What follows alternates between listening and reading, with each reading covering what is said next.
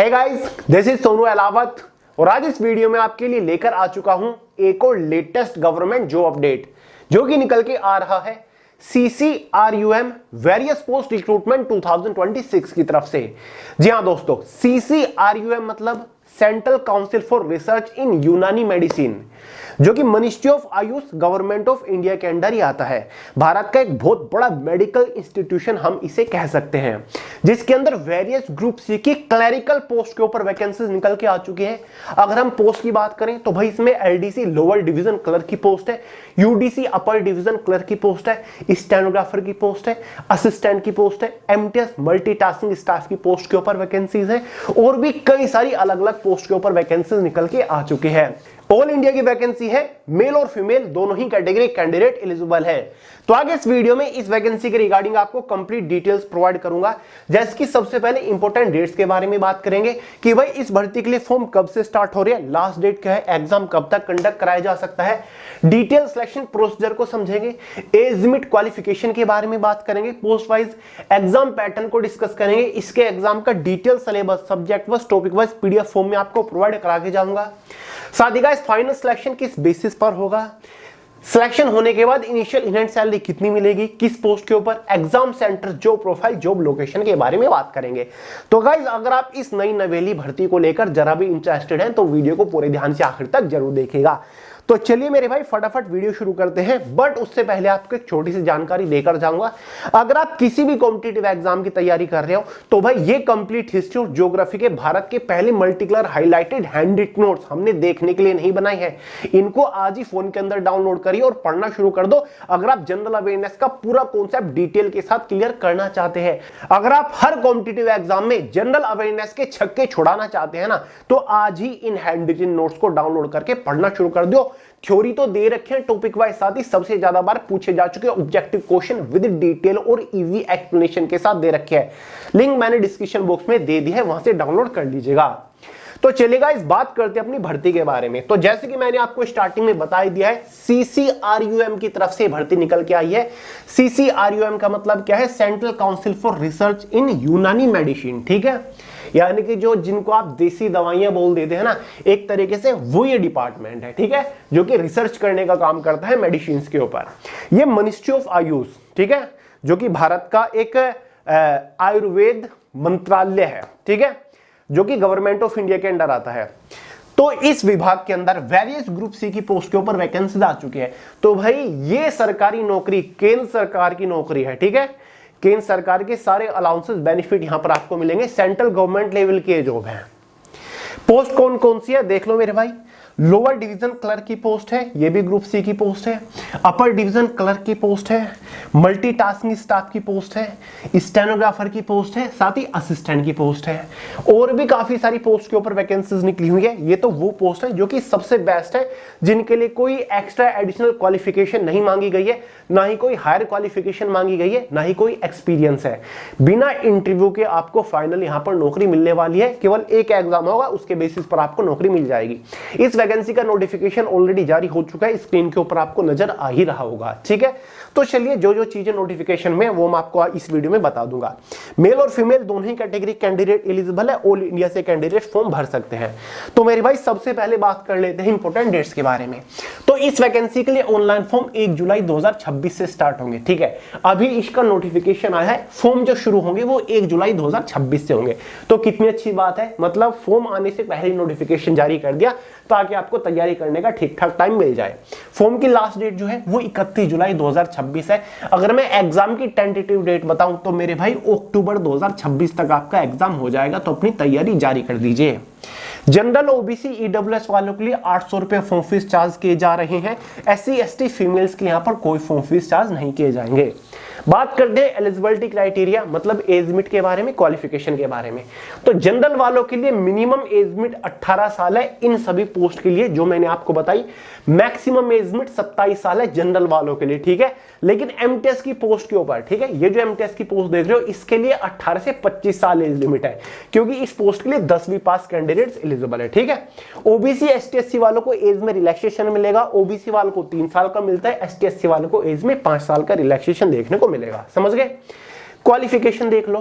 तो भाई 10वीं 12वीं और graduate pass candidate in post के लिए फॉर्म भर सकते हैं। अब देख लो 10वीं पास वालों के लिए कौन सी है, तो 10वीं पास वालों के लिए इसमें एक पोस्ट है मल्टीटास्किंग स्टाफ की। वैसे इसके अलावा स्टाफ ड्राइवर की भी पोस्ट निकली हुई है, ठीक है, लेकिन मैंने यहां पर आपको केवल एमटीएस की पोस्ट बताई है क्योंकि इसके ऊपर वैकेंसीज भी अच्छी खासी है।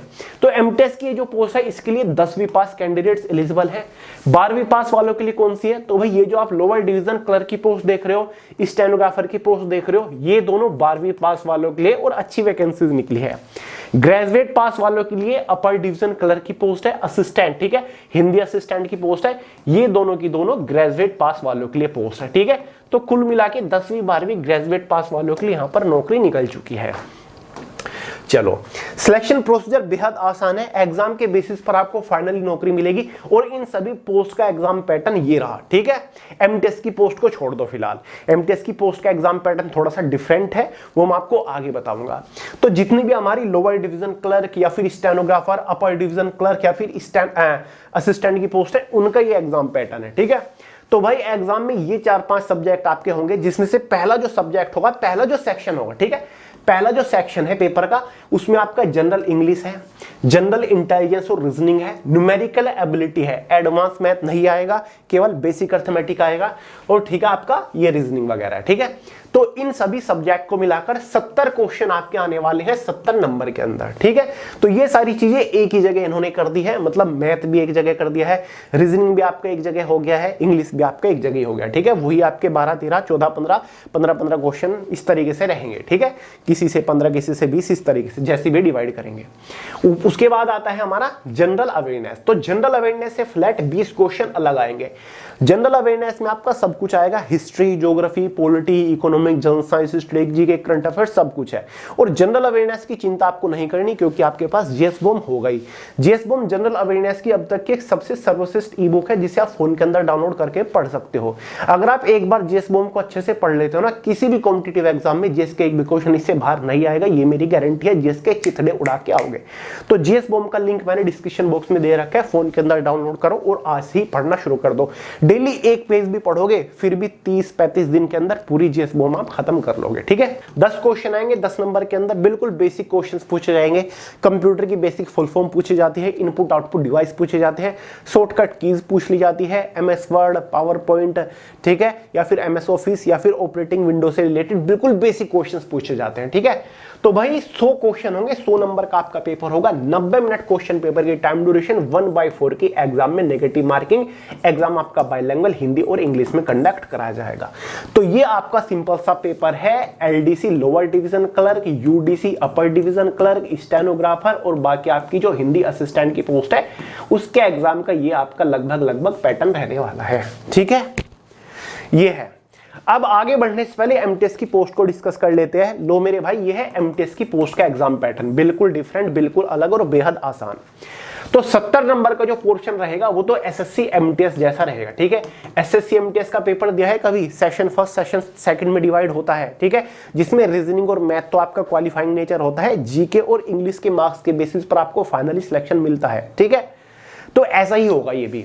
तो यहां पर इन्होंने लिख दिया as per staff selection commission multitasking staff grade examination syllabus, यानी कि जो एसएससी एमटीएस का सिलेबस है वो इसका सिलेबस है, ठीक है। तो यहां पर आपको चारों सब्जेक्ट देखने को मिलेंगे, मतलब आपका मैथ्स भी रहेगा और आपका रीजनिंग भी रहेगा। लेकिन अच्छी बात ये रहेगी ये दोनों क्वालिफाइंग नेचर होंगे, इनके ये केवल आपको क्वालिफाई करने हैं, ठीक है। उसके बाद आपका जीके होगा और आपका इंग्लिश होगा, इसके बेसिस पर आपको फाइनली सिलेक्शन मिलता है, ठीक है। लेकिन यहां पर बदलाव ये किया गया है कि ये तो एसएससी एमटीएस का सेक्शन हो गया 70 नंबर में।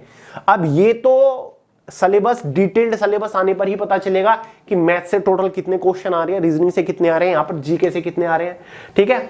लेकिन यहां पर जनरल अवेयरनेस, एप्टीट्यूड, रीजनिंग अलग से दे दिया, ठीक है। ये आपका 20 नंबर का रहेगा, ठीक है। यानी कि जनरल अवेयरनेस और एप्टीट्यूड, जिसको आप मैथमेटिक्स कहते हो, और रीजनिंग अलग से है 20 नंबर में, और बेसिक कंप्यूटर नॉलेज के 10 क्वेश्चन अलग से है, ठीक है। हालांकि बेहद बेसिक क्वेश्चन है, कुछ आपको अलग से नहीं पढ़ना, जो आप एसएससी एमटीएस रेलवेज के एग्जाम के लिए पढ़ते हो वही पढ़ना है। एडवांस मैथ वगैरह वगैरह यहाँ पर नहीं होता। ठीक है, ज्यादा घबराने की जरूरत नहीं है, सिंपल ही एग्जाम कर लोगे आप। तो 100 क्वेश्चन 100 नंबर का पेपर, वही 90 मिनट टाइम ड्यूरेशन, और एमटीएस के पेपर में नेगेटिव मार्किंग नहीं होगी। ध्यान से सुन लो, एमटीएस के पेपर में नेगेटिव मार्किंग नहीं होगी, नो नेगेटिव मार्किंग, इसके पेपर में नेगेटिव मार्किंग नहीं होती, ये नोटिफिकेशन में भी क्लियरली कह रखा है। समझ गए? तो भाई ये हो गया क्लैरिकल पोस्ट का एग्जाम पैटर्न, ये हो गया एमटीएस का एग्जाम पैटर्न। अब देखिए, एग्जाम होने के बाद आपको सेकंड स्टेज के लिए बुलाया जाएगा, केवल एलडीसी और यूडीसी और स्टेनोग्राफर की पोस्ट के ऊपर। एमटीएस की कोई सेकंड स्टेज है ही नहीं, एमटीएस की पोस्ट के ऊपर केवल इस एग्जाम के बेसिस पर आपको नौकरी मिल जाएगी। एग्जाम होने के बाद 100 नंबर में से एक फाइनल मेरिट बन जाएगी एमटीएस की पोस्ट के ऊपर, जिसके बेसिस पर आपको नौकरी मिलेगी। लेकिन भाई एलडीसी और यूडीसी, स्टेनोग्राफर या फिर हिंदी असिस्टेंट की ये पोस्ट क्लैरिकल पोस्ट है। क्या है? Clerical post. आपको क्लर्क का काम करना होता है, तो जाहिर सी बात है थोड़ी सी कंप्यूटर की नॉलेज आपको होनी चाहिए, थोड़ी कितनी टाइपिंग वगैरह आपको करनी आनी चाहिए। ठीक है, देखिए दोस्तों, अगर आप इसके एग्जाम को क्वालिफाई कर लेते हो तो आपको एक सेकंड स्टेज से भी होकर गुजरना पड़ेगा, जो कि जस्ट एक टाइपिंग टेस्ट है। या तो आप हिंदी की टाइपिंग कर लो या फिर इंग्लिश की टाइपिंग कर लो, आपकी चॉइस के ऊपर डिपेंड करता है। अगर आप इंग्लिश की टाइपिंग करना चाहते हो तो कम से कम 35 वर्ड पर मिनट की स्पीड आपको निकालनी होगी।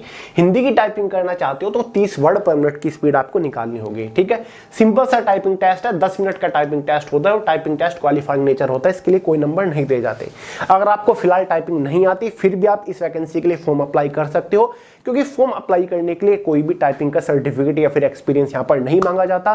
पहले एग्जाम होता है, उसके बाद टाइपिंग टेस्ट होता है, तब तक तो आप 35 या फिर 30 वर्ड पर मिनट की स्पीड इजीली ले आओगे, कोई बड़ी बात नहीं होती। ठीक है, तो चलिए गाइस, अब बात कर लेते हैं इसके एग्जाम सिलेबस के बारे में। तो गाइस, स्क्रीन के ऊपर आपको नजर आ रहा होगा, ये है इसके एग्जाम का full detail syllabus, subject wise, topic wise, जो कि मैंने आपको way to success telegram channel के अंदर प्रोवाइड करा दी है। वहां से कंप्लीट सिलेबस को फोन के अंदर डाउनलोड करके अच्छे से देख लो, समझ लो कि भाई किस सब्जेक्ट के अंदर से कौन से टॉपिक के ऊपर मोस्टली फोकस करना है। टेलीग्राम चैनल का लिंक मैंने वीडियो के नीचे डिस्क्रिप्शन बॉक्स में प्रोवाइड करा दिया है। चलो मेरे भाई, अब बात करते हैं तनख्वाह, वेतन यानी कि सैलरी के बारे में। तो भाई 3 प्रकार की मैंने आपको पोस्ट के बारे में बताया, जिसमें से एक तो आपकी एमटीएस की पोस्ट है, जो कि पे लेवल 1 की पोस्ट है। ठीक है, सबसे छोटी पोस्ट होती है। तो इस पोस्ट के ऊपर सिलेक्शन होने के बाद आपको कितनी तनख्वाह मिलेगी? 36,000। ये तनख्वाह जो 36,000 लिखी हुई है, ये एमटीएस की तनख्वाह है। उसके बाद पे लेवल 2 की एक पोस्ट आती है, कौन सी है? LDC, lower division clerk. ये पे लेवल 2 की पोस्ट है। तो इस पोस्ट के ऊपर जो तनख्वाह मिलेगी वो 36 से और 55,000 के बीच में मिलेगी, यानी कि लगभग 42,000 के आसपास आपकी शुरुआती सैलरी रहेगी।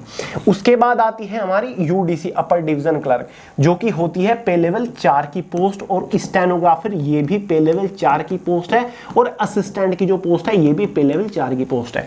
तो इन तीनों चारों पोस्ट के ऊपर आपको 55,000 रुपए तनख्वाह मिलेगी, यानी कि यूडीसी वाली पोस्ट के ऊपर भी आपको कितनी तनख्वाह मिलेगी? 55,000 रुपए तनख्वाह मिलेगी। ठीक है, तो ये तनख्वाह रहेगी। जॉब प्रोफाइल, काम क्या करना पड़ेगा? तो जितनी भी पोस्ट मैंने आपको बताई, मोस्ट ऑफ द पोस्ट आपकी क्लरिकल पोस्ट है, ऑफिस सेक्शन की जॉब है, कंप्यूटर बेस्ड, कंप्यूटर रिलेटेड काम करना है, कोई फील्ड ड्यूटी, फिजिकल ड्यूटी आपको नहीं करनी, 9 to 5 की जॉब आप कर रहे होंगे। तो सारी की सारी क्लर्क लेवल की पोस्ट है।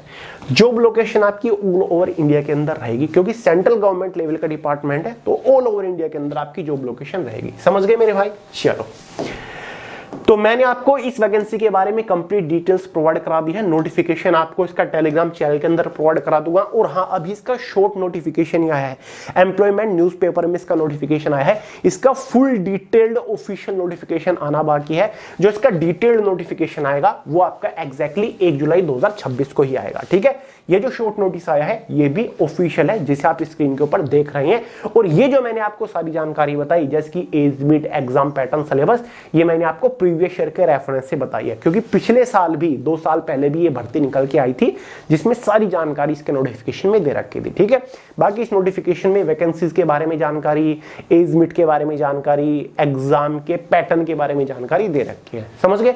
तो जैसे ही डिटेल नोटिफिकेशन आता है तो भी आपके लिए एक वीडियो लेकर आ जाऊंगा, चिंता मत करिए। लेकिन तैयारी आप अभी से करना शुरू कर दीजिए, कहीं लेट ना हो जाओ। बढ़िया नौकरी है, छोड़िए मत, केंद्र सरकार की नौकरी है, ऐसे मौके बार बार नहीं आते। तो चलो भाई, इस वीडियो में इतना ही था। वीडियो पसंद आई हो लाइक कर देना, दोस्तों के साथ शेयर करना, चैनल को सब्सक्राइब करना मत भूलेगा। मिलते हैं अगली वीडियो में बहुत ही जल्द, तब तक के लिए जय हिंद।